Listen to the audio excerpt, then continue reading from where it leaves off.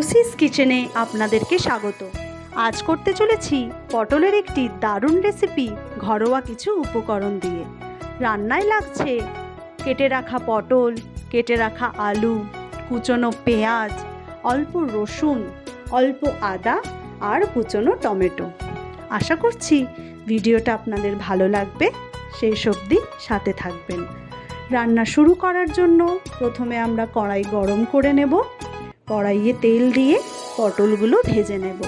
পটল ভাজা হয়ে গেলে আবারও কড়াইয়ে তেল দিয়ে আলুগুলো ভেজে নেব।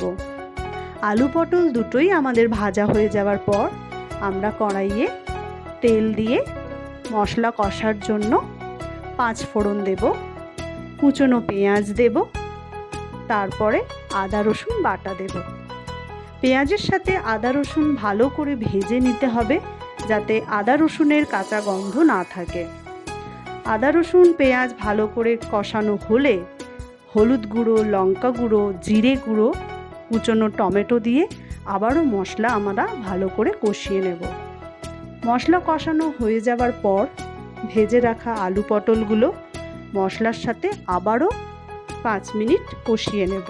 কষানো হয়ে গেলে লবণ দিয়ে আমরা জল দিয়ে দেব আলু পটল সেদ্ধ হওয়ার জন্য।